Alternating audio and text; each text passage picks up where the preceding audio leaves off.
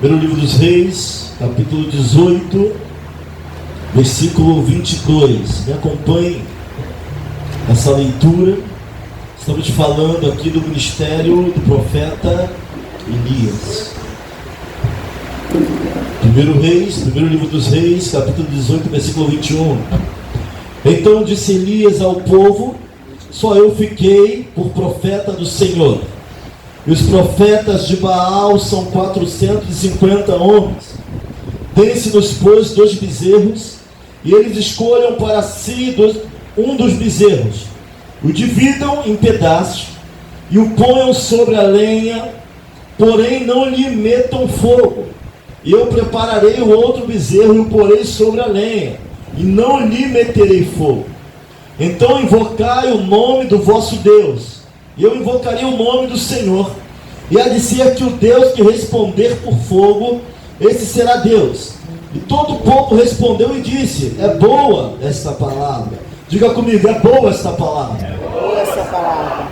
E disse Elias aos profetas de Baal: escolhei para vós um dos bezerros e preparai-o primeiro, porque sois muitos. Invocai o nome do vosso Deus, e não lhe metais fogo. E tomaram o bezerro que lhes dera e prepararam, invocaram o nome de Baal, desde a manhã até o meio-dia, dizendo: ah, Baal, responde-nos. Porém, nem havia voz, nem quem respondesse. E saltavam sobre o altar que se lhe tinha feito. E sucedeu que ao meio-dia, Elias zombava deles e dizia: clamai altas vozes, porque ele é um Deus. Pode ser que esteja falando, ou que tenha alguma coisa que fazer, ou que entenda alguma viagem, ou que entende alguma viagem. Porventura dorme e despertará. E eles clamavam a grandes vozes, e se retalhavam com facas e com lancetas, conforme o seu costume, até derramarem sangue sobre si. Sucedeu que, passado o meio-dia, profetizaram eles até que a oferta de manjares se oferecesse. Porém, não houve voz, que nem resposta, nem atenção alguma. Versículo 30. Então Elias disse a todo o povo: chegai-vos a mim. E todo o povo se chegou a ele, e reparou o altar do Senhor que estava quebrado. Diga comigo: reparou o altar do Senhor que estava quebrado. Glória a Deus. E Elias tomou 12 pedras, conforme o número das tribos dos filhos de Jacó, ao qual veio a palavra do Senhor, dizendo: Israel será o teu nome. E com aquelas pedras edificou o altar em nome do Senhor. Depois fez um rego em redor do altar, segundo a largura de suas medidas de semente. Então armou a lenha e dividiu o bezerro em pedaços, e pôs sobre a lenha.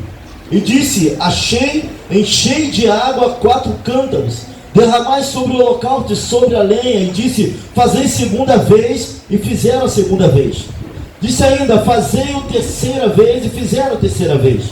De maneira que a água corria ao redor do altar, e ainda até o rego encheu de água.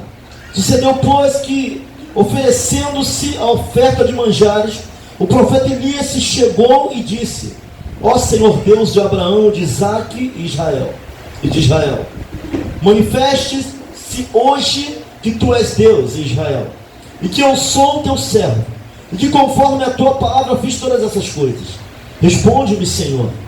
Responde-me, para que este povo conheça que tu, Senhor, és Deus, e que tu fizeste tornar o seu coração para trás. Então caiu o fogo do Senhor, e consumiu o holocausto e a lenha, e as pedras e o pó, e ainda lambeu a água que estava no rio. Curva sua face em nome de Jesus. Pai querido, eterno Deus, nós te exaltamos e glorificamos o teu nome. Nós entendemos que tu és a rocha mais alta do que nós, Senhor, e mediante a tua palavra vem falar aos nossos corações. Tua palavra é poderosa sim, Senhor, para mover tanto a terra quanto o espiritual. Eu declaro neste lugar, Senhor, que mediante a tua palavra nós seremos impactados pelo teu poder e libertos para a honra e para a glória do teu nome. Essa, Senhor, é a minha oração, e o louvor da tua igreja. No nome que é sobre todo nome, no nome poderoso de Jesus, aquele que crê, diga amém. Amém. Glória a Deus. Podem sentar em nome de Jesus.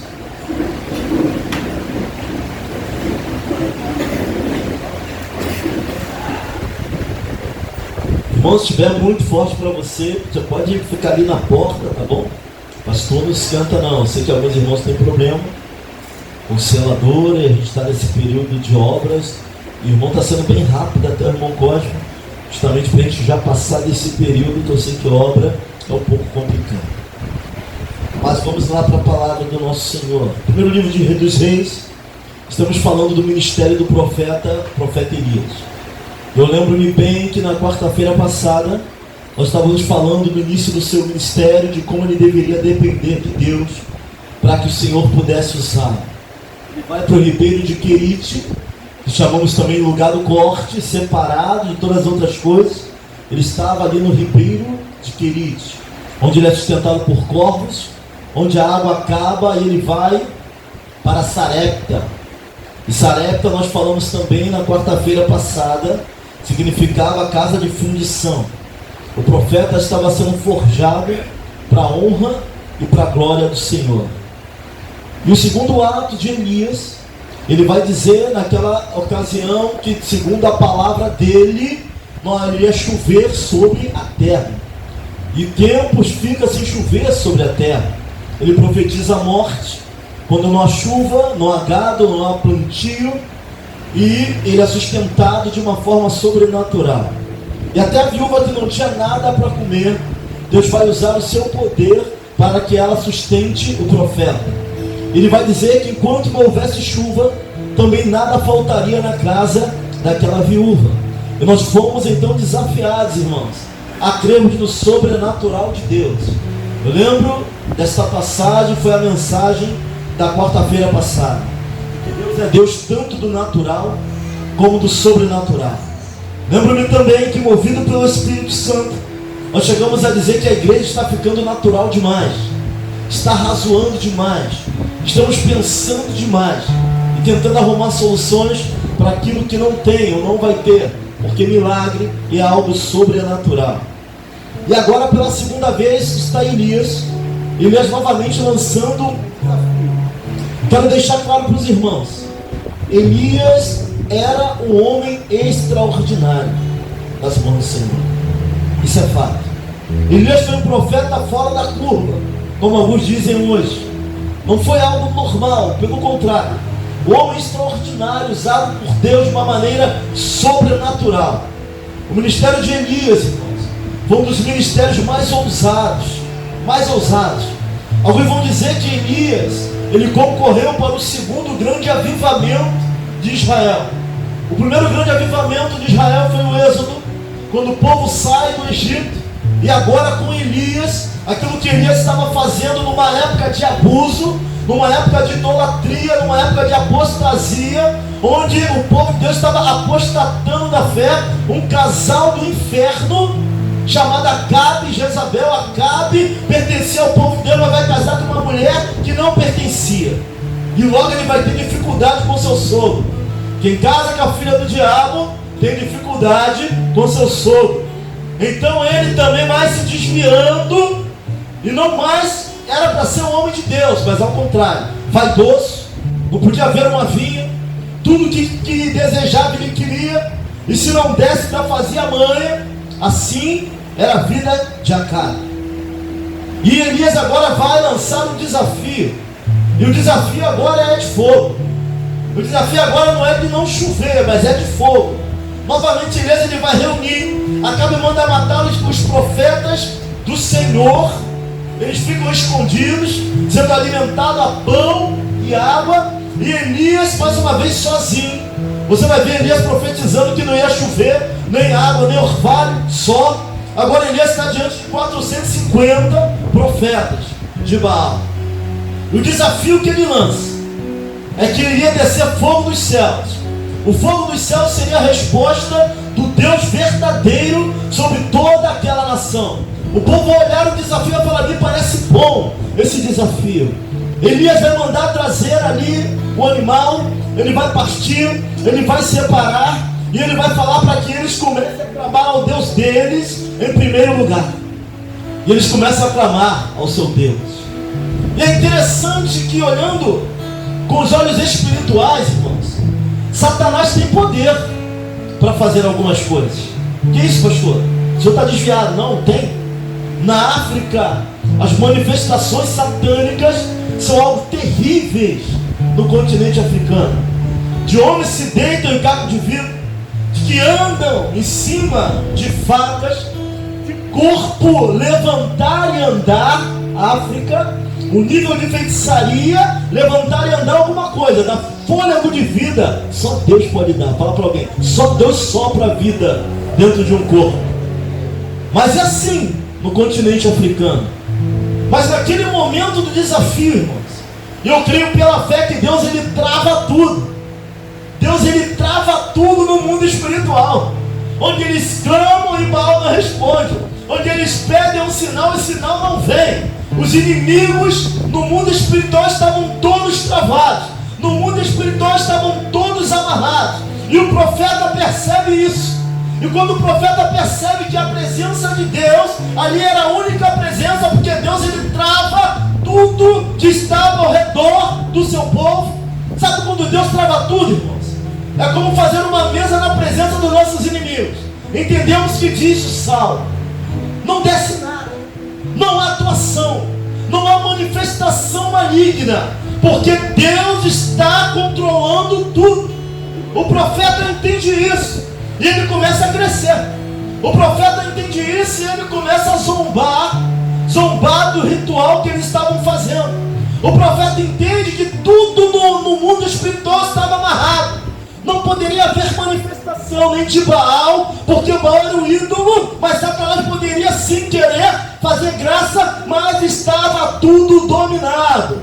Como dizia a juventude da minha época, estava tudo dominado. Deus estava no controle e Deus era com Elias. O profeta entende isso. Por discernimento ele entende, ele começa a zombar. Grita mais alto, quem sabe Baal não ouve. Quem sabe ele não está ocupado. Quem sabe ele não foi tirar férias. E eles se cortavam até sangrar. E nada acontecia. Você sabia que sobre Israel, que somos nós, não vale encantamento e muito menos adivinhação? Que a nossa vida está regida nas mãos do Senhor. E quando Ele manda, ninguém pode fazer. Quando Ele quer que nada aconteça, nada vai acontecer. Não adianta, irmãos. Quando alguém é lavado e remido no sangue de Jesus, quando por Ele somos separados, Deus é com o seu povo. Nada acontecia. Elias vai e pega o altar que estava quebrado. Lembra que você repetiu? O altar estava como? Quebrado. Irmãos, Deus é bom, mas só há derramamento de presença e unção em altar que está restaurado. O altar estava quebrado. Quebraram, derribaram os altares do Senhor. Primeira coisa que Elias faz, ele vai restaurar o altar. Olha para alguém e fala assim: restaura o altar do teu coração, meu irmão, minha irmã. Estava quebrado. E ele precisava de uma manifestação pública do poder de Deus. Pastor, Deus não opera em altares que estão quebrados. Opera, Ele é Deus, Ele é soberano. E opera no particular onde ninguém pode ver. Mas aquela questão não era particular. Era uma manifestação pública do poder de Deus. Meus irmãos, quantos hoje na nossa geração de adoradores, de ministros, de pregadores, querem trazer a presença de Deus de qualquer maneira? Primeira coisa para derramar a presença do Senhor, tem que consertar o altar. Elias vai pegar o altar que estava quebrado e vai consertar o altar. E me trouxe a memória Davi tentando trazer a arca para Jerusalém em cima de carro de boi, e a arca quase cai. Uzá mete a mão na arca e é fulminado, porque a presença de Deus não se traz de qualquer maneira. Tem que consertar o altar. Elias conserta o altar. Elias coloca o altar que estava quebrado. Elias vai colocar as pedras sobre o altar. Elias vai separar a oferta do altar. Elias vai colocar água sobre o rego, vai encher de água, prega 3 cântaros, e Elias faz uma oração. Irmãos, eu não vejo uma oração espetaculosa, pelo contrário, Elias vai começar a falar com Deus sobre aquilo que ele era, o Deus de Abraão, o Deus de Isaac. Ele vai começar a clamar ao Senhor: eu fiz tudo o que o Senhor disse, eu fiz tudo o que o Senhor me mandou. E Elias vai pedir um sinal do Senhor, e fogo desce sobre o altar. Consumiu não apenas o animal que ali estava, mas as pedras, a água. Deus vai consumir tudo. Israel vai entender que só o Senhor é Deus. Quem estava naquele lugar vai entender que só o Senhor pode fazer tais coisas, que só o Senhor pode fazer tais sinais, mas nenhum outro pode fazer. Fogo desce sobre o altar. Elias dá uma ordem. Ele manda matar os 450 soldados, ou melhor, profetas de Baal. São mortos à espada. Elias, no versículo 41, ele sobe. Então disse Elias a Acabe: sobe, come e bebe, porque ruindo há uma abundante chuva. E ele tinha orado para que não chovesse sobre a terra, e agora ele vai dizer: olha, ruindo há de uma abundante chuva. Vai falar para o seu moço ir lá olhar, e vai pedir para que o moço olhe por mais 7 vezes. Na 7ª vez ele vai dizer que ele vê uma pequena nuvem, do tamanho da mão de um homem, sinal que a chuva estava para vir. E ele vai mandar um recado para Acabe, para que ele fosse rápido, porque grande e forte chuva estava chegando. O irmão Elias, que orou para não chover, agora parece que ele ora para que chova.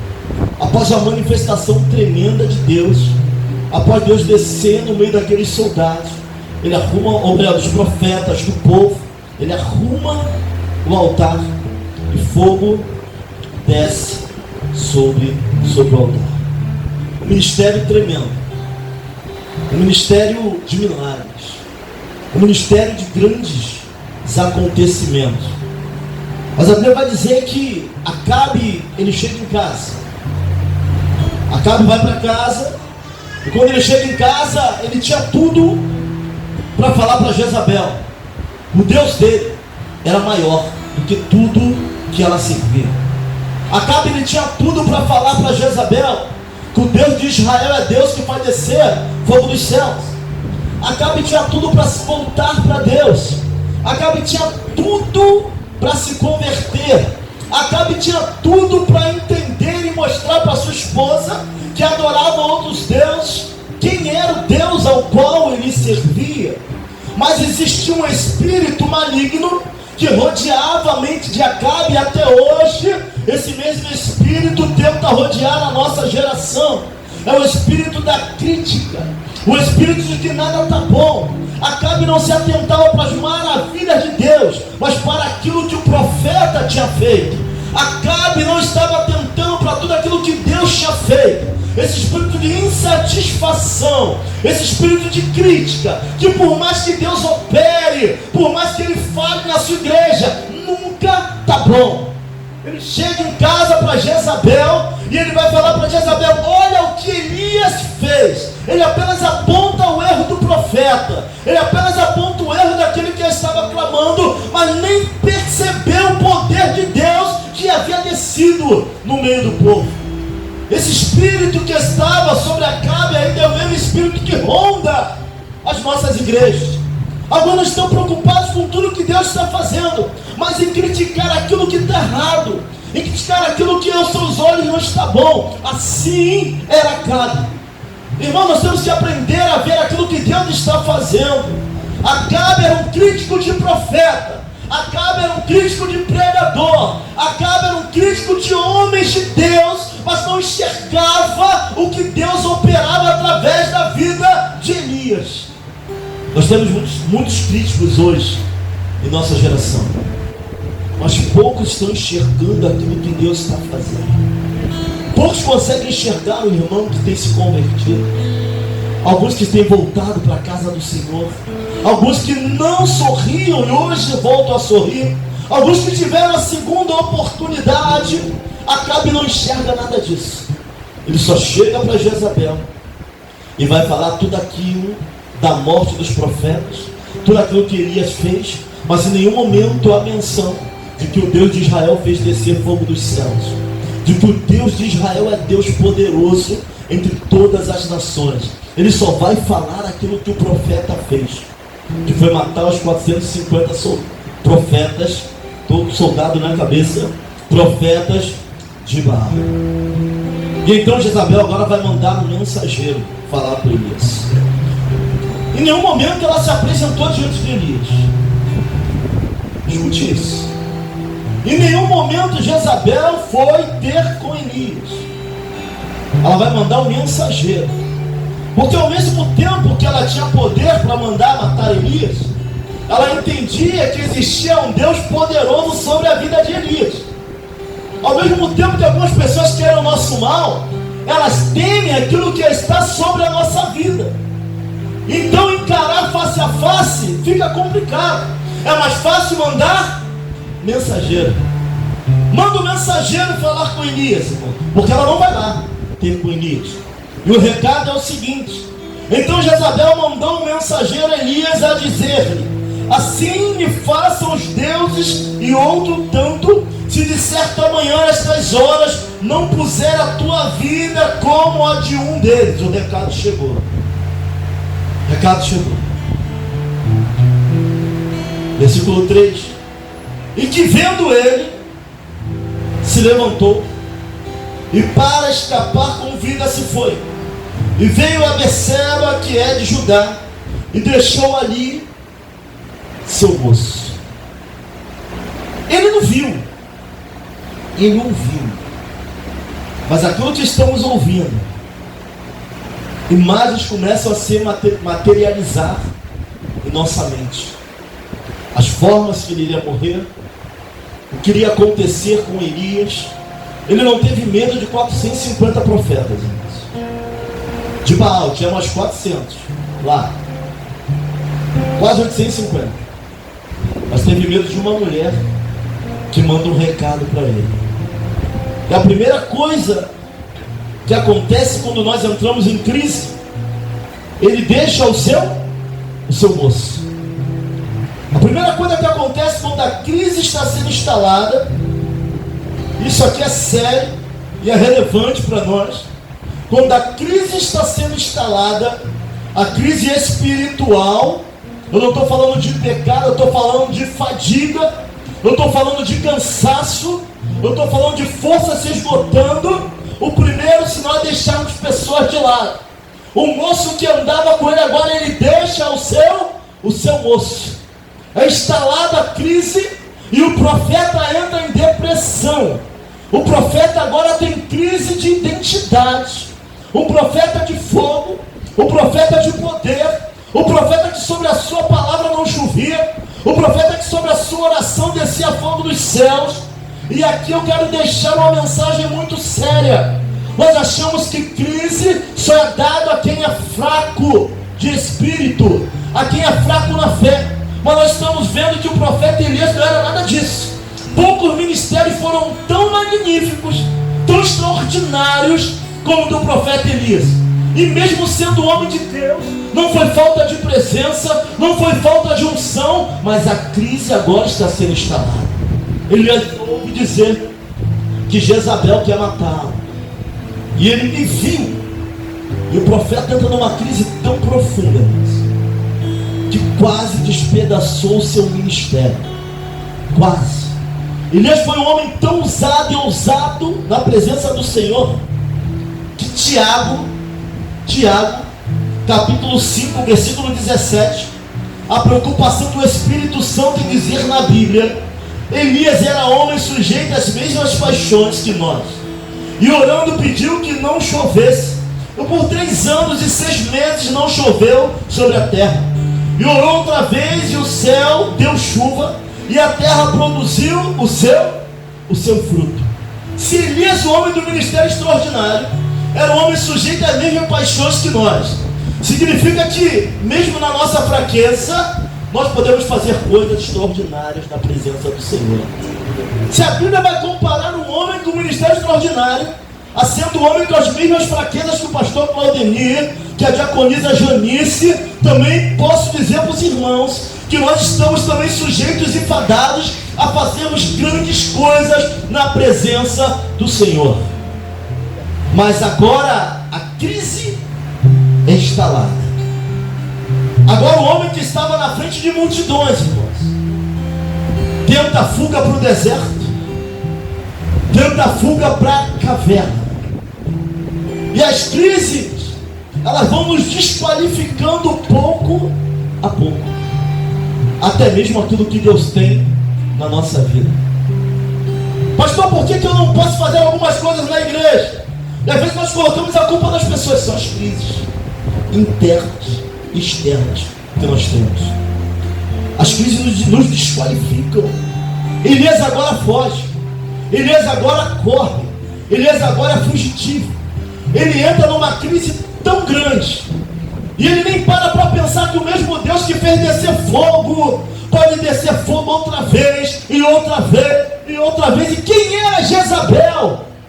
Nem sacerdotisa de Baal era, só servia a ele.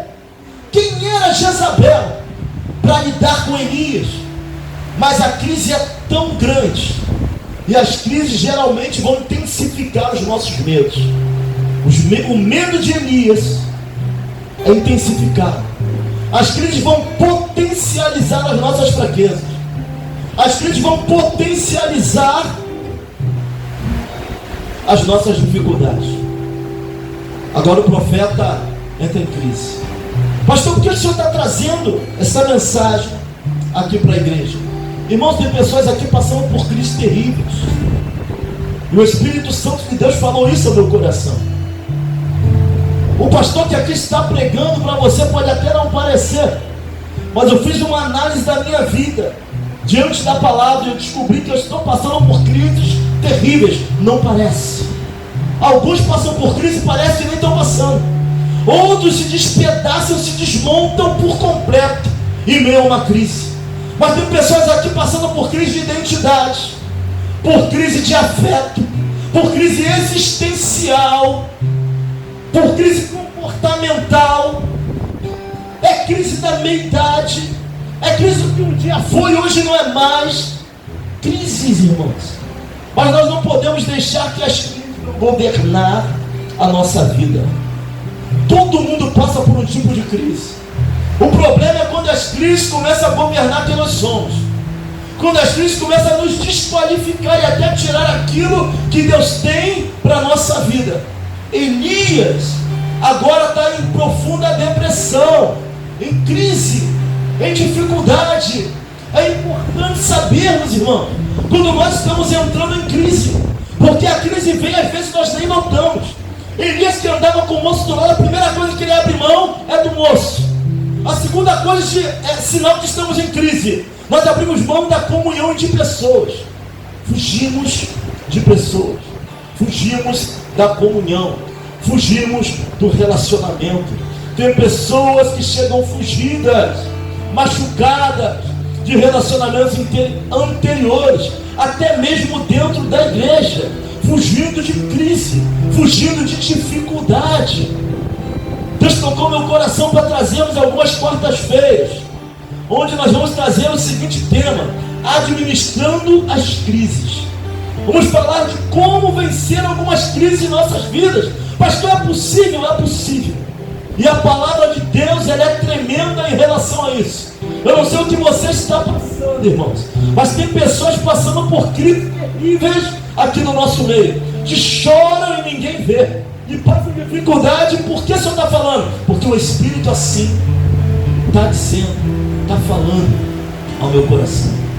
Pastor, o senhor passa por crise? Eu acabei de falar.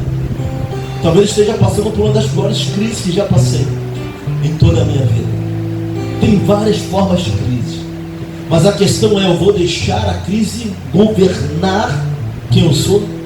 Ou vou deixar as crises governar a minha vida? Houve uma época na vida de Jó, onde a maior fazenda da época tinha sido destruída por vendaval. Crise na família de Jó. Os filhos morreram. Crise. Como administrar as crises? As crises de idade, terceira idade, as crises de juventude, de adolescência. Como passar pelas crises? Como administrar as dificuldades? As crises de pensamento, de existência. Para que eu existo? Não sei o que eu quero fazer, não sei para onde vou, não sei onde eu quero chegar. Crise. Ninguém me ama, ninguém me quer, ninguém se importa. Crise. Como administrar as crises? Como? Administrando as crises. Até a quarta-feira do aniversário da igreja, nós vamos estar trazendo essas mensagens, administrando nossas crises. Elias agora entra em crise. Eu vou deixar para a próxima quarta-feira. Eu vou falar sobre o cuidado do deserto e o cuidado na caverna. Elias entra em crise. Larga o moço. Uma crise tão profunda, com todo o poder sobre a vida dele. Ah, pastor, crise é coisa para irmão fraco na fé, né? Não. Elias não era fraco na fé. Isso é a prova na Bíblia de que não é. Isso é frescura, isso é mentira. Não, crise é real. Ela existe. E nós passamos por ela. Mas para a honra e glória do Senhor, a palavra e o Espírito irão nos ajudar a sair de todas elas. Tu crê ou não crê, meu irmão? Crê ou não crê? Tu acredita que eu falei no domingo que eu estava sendo perseguido? Você lembra? Hoje eu passei por uma situação dificílima no meu trabalho. Mas eu tenho orado, eu sei que tem irmãos orando também pela minha vida. E você acredita que o meu perseguidor estava me defendendo?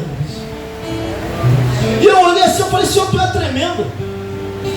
Quem me persegue estava me defendendo. Quem me persegue foi ao meu favor numa situação. Quem me persegue entrou na frente para que eu não fosse atingido. Eu falei assim, eu acho que ele gosta de perseguir os outros sozinho. Eu acho que ele acha que ninguém, outra pessoa não pode, não é possível. Eu não sei que jeito Deus deu, mas eu sei que Deus é poderoso para nos livrar. Aprendendo a administrar as crises. Vamos aprender para a honra e glória do Senhor. Agar entra em crise. Tem que abandonar o crise. Crise. Todos. Abraão entra em crise. Tem que olhar para os céus para olhar a estrela. Crise. Há um tempo que não chega. As coisas que não acontecem. Que um dia eu fui e hoje não sou mais.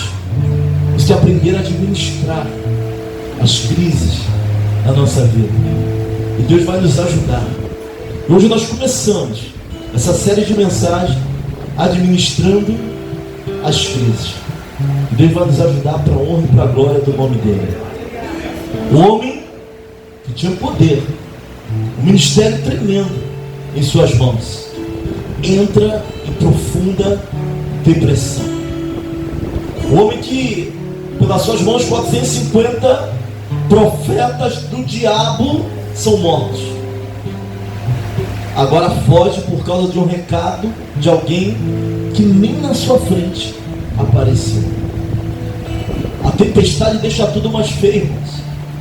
Tem lugares que você já passou muitas vezes, mas se estiver chovendo e ventando, você nem não reconhece o lugar. Lugar que normalmente você sabe onde tem que virar, onde tem, mas em meia tempestade você não consegue reconhecer o lugar que está passando. Crise. A crise embaça a visão. A crise arranca a nossa visão. A crise desqualifica tudo que Deus quer que nós sejamos. A crise, quando muito intensa, ela tira a nossa capacidade de raciocínio e de enxergar as coisas como elas são. O inimigo nem é nem tão grande assim. O gigante não é nem tão grande assim. Crise estabelecida em Israel. Vinha Golias 2 vezes desafiar se tinha homem para enfrentá-lo na frente da batalha. Todos fugiam da frente dele. Um homem de 6 côvados, 3 metros. 3 metros, 2 metros e 90. Se cada côvado tiver 40 ou 50 centímetros, é a medida de um côvado. Quem enfrentaria aquele homem? Chega o jovem Davi, ousado, chamado de ousadia juvenil.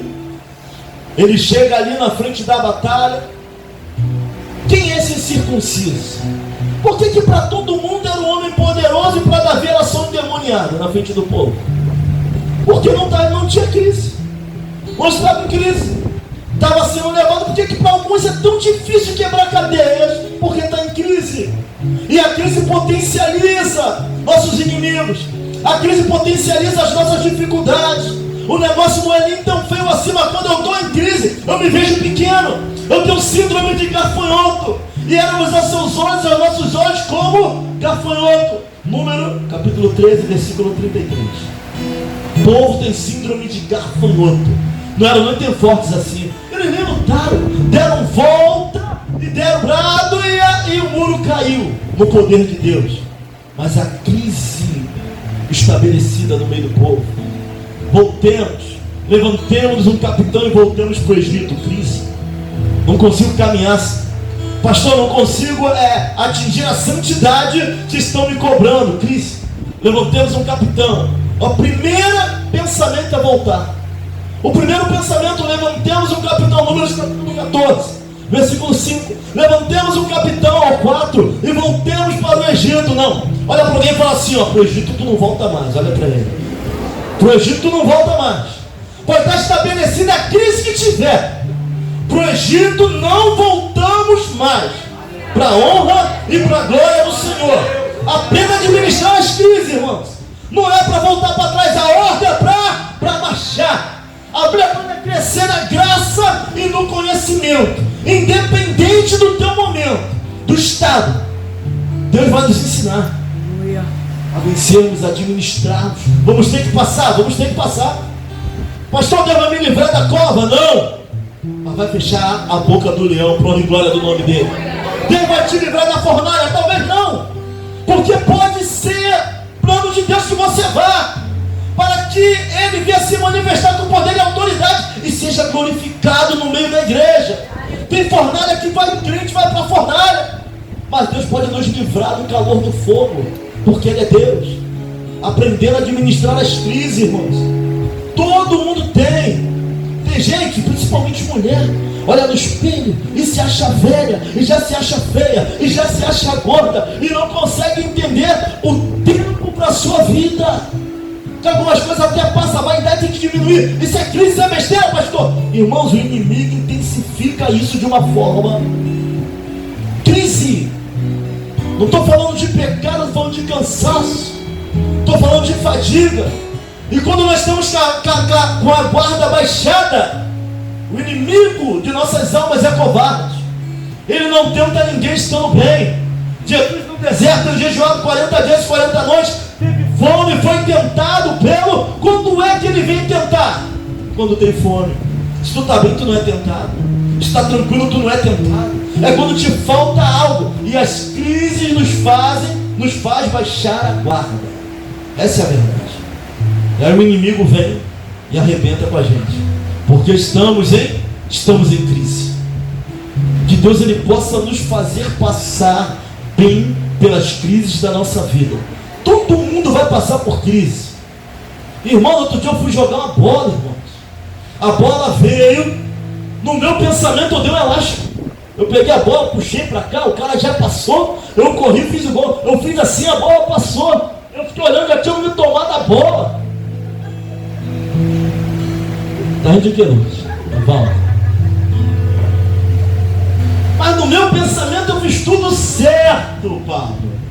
Eu dei um elástico, o cara passou, era eu e o goleiro, era gol. Mas quando eu vi o menino veio correndo, já passou, tomou a bola, já rodei, caí pro outro lado. Meu Deus, parei de jogar bola, irmão. Crise. Engordei, tempo passa, né, já quando falo. Não é mais aquela habilidade da câimbra, a gente se aquece da câimbra. Crise. Você tem que aprender a lidar com a nossa realidade. Sabe, às vezes a gente acha que o problema está na igreja. A gente é novo, anda de banda. Mas na tua realidade, que anda de banda é adolescente. A gente vai amadurecendo um pouco, os amigos são. Fica um, fica dois. Crise. Vamos aprender a administrar as crises da nossa vida. Pastor, nem parece que o senhor está em crise. Deus é bom. Palavra, Espírito, nos guia, nos leva, nos levanta. elas não irão governar a nossa vida. Olha para alguém e fala assim: as crises não vão governar a sua vida. Fala para ele, fala com convicção: as crises não governarão a sua vida, não vão te direcionar, não vão, para a honra e para a glória do Senhor. Começamos hoje administrando nossas crises. Que Deus nos ajude nessa caminhada. Vamos até o ano que vem, toda quarta, administrando nossas crises.